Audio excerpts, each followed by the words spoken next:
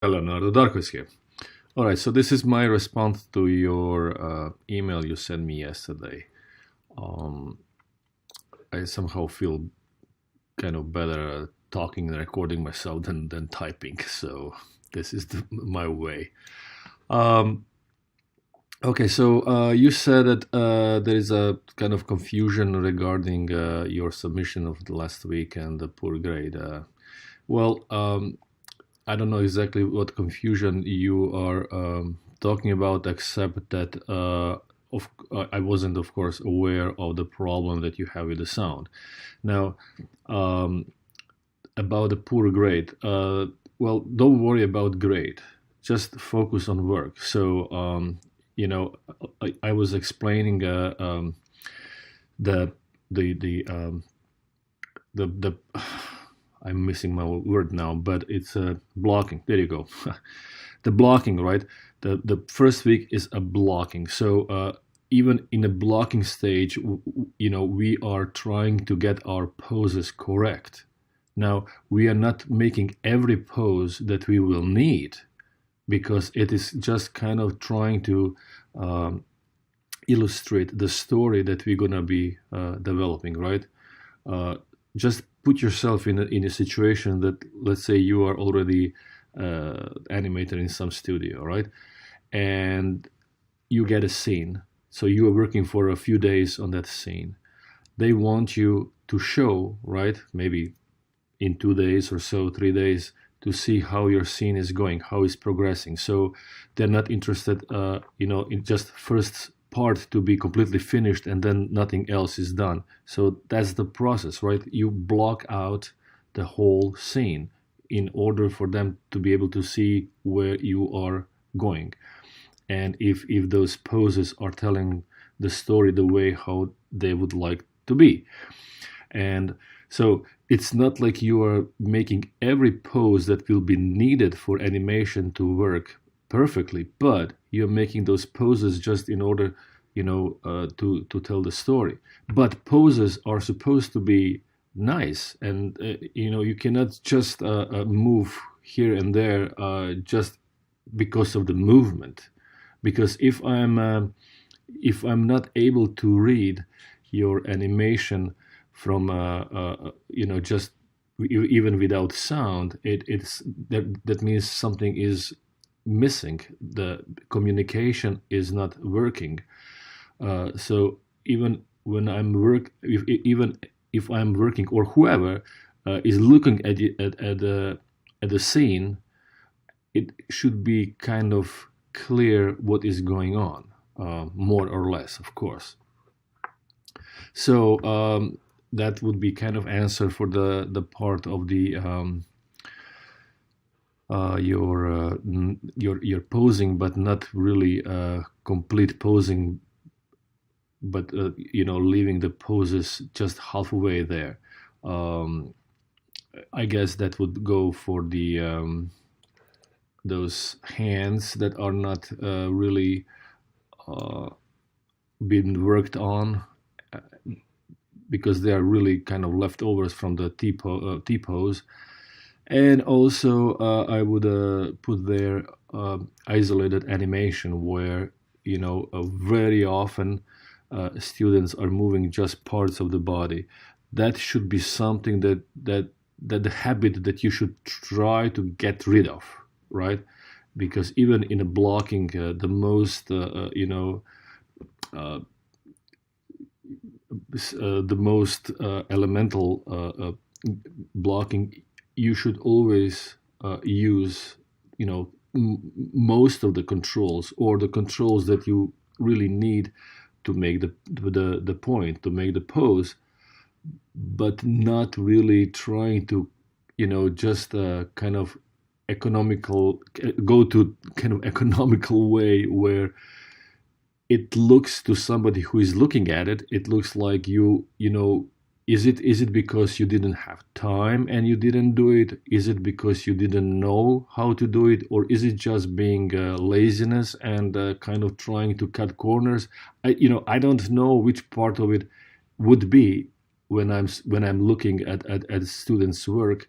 and when I'm supposed to critique and put a grade to it, So that's one thing that I'm always telling students, when you are making pose, make the most out of it. Try to move more. The more controls you move, it's gonna look better. Not just that pose is gonna look better, but later on when you connect those poses, the animation will be better because it's gonna be smoother. Not in terms of being smooth just because you're gonna have later on all in betweens, but it's gonna be more flexible. It's gonna look better because it's gonna move more naturally, more organic, you know. Because when we are moving around, we are not stiff. How you actually, as an animator, show that the person is getting older? What is the difference between movement of I don't know, 15-year-old and 95-year-old? In stiffness, you see. So if you want to show that person is old and it has hard time to move around, then actually you start to use the things that will make that character look stiff. But usually, if that's not the case, then we are trying to make them flexible to move just like everybody else around us, what we are looking around. Because when you look people moving around you, people move kind of naturally, right?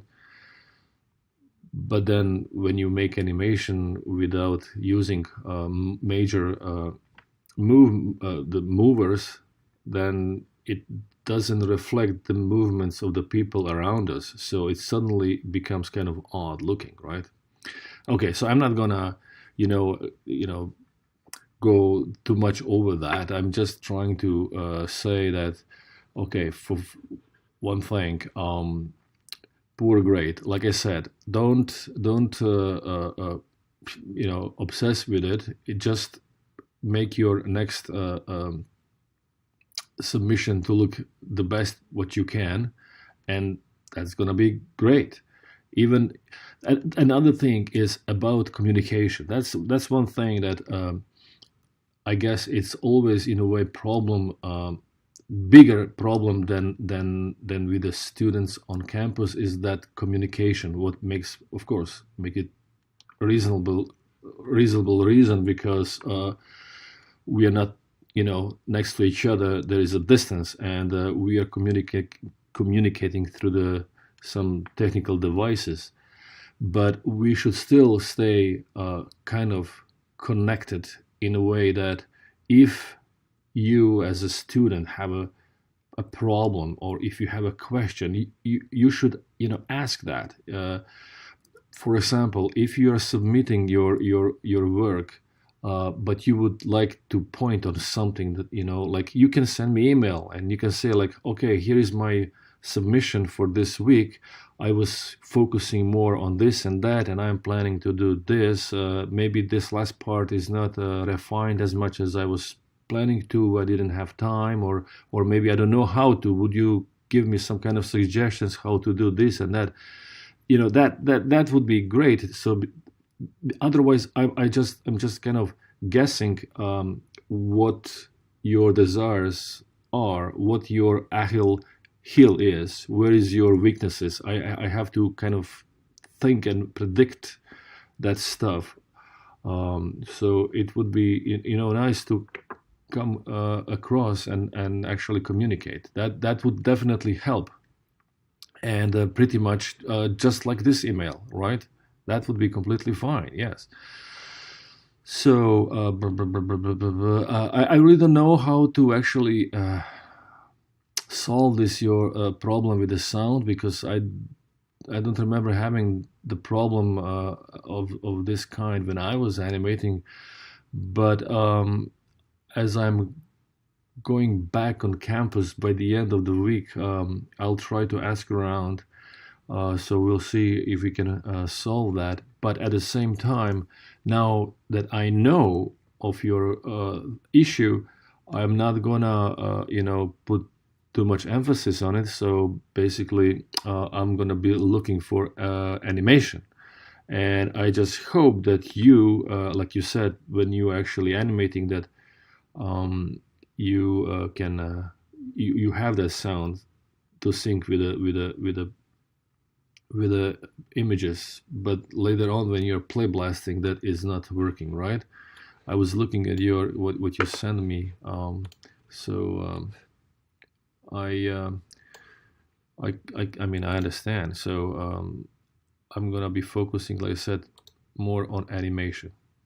But again, like in these cases, right? It's it's it really has to portray the character of whatever he's doing. Now, for example, if you didn't tell me, if I didn't hear that he's yawning here, I would never get idea that he's yawning. So, what is the point of what is the purpose of making character move if he's not moving in right manner, right? That's what I'm talking about. It's not enough just to move the character. He has to illustrate what is going on. And this is almost like he's kind of protecting himself if something is falling, some debris here from or something. It can be gazillion things happening. The last thing I would say, he's yawning. All right. So that's what I'm talking about when I'm saying blocking should be also very illustrative. It has to describe what is going on. It just doesn't have to be as many poses as later on when you start, when you get out of blocking and when you start really animation, when you put more of these keys and when you make breakdowns. Sometimes between two keys, one breakdown is enough. But very often, if the move is complicated between two keys, you have to use a few breakdowns, to break that movement and to kind of give enough information to Maya how to connect those two keys. Well, again, I'm not gonna continue ranting here because that's the last thing that I want to do. I don't want to rant, and I'm sorry if I came too strong. That's again last thing that I want to do as a teacher to make my student feel bad. Actually, I want to encourage you guys to kind of try to contact me and for some kind of dialogue and even if you feel like you worked on something and you would like to get some feedback, you can send me your current play blast, and I can give you some feedbacks before you actually have to submit when it's your due date on Sundays, right? That would be also very helpful, I would say, for your animation development of as an animator, because the more feedbacks, it is just better than here and there, because sometimes it can be overwhelming if you did lots of work and now I'm going kind of strong because this is not good, this is not good, this is not good. You might say like, oh my god, nothing is good, what should I do, right? But if you send me something in a smaller sizes, like then probably you're gonna feel better because it's not gonna be, like I said, overwhelming. Or I mean, if that's the way how you would like to approach, like I said, I'm open to all of it. So just to make it short, please don't feel bad. That was the last thing I would like to make you feel bad. If you have any additional questions, just again send me email like this. This is a good way to do it. And if nothing else, I'm looking forward for your new submission on Sunday. Thank you.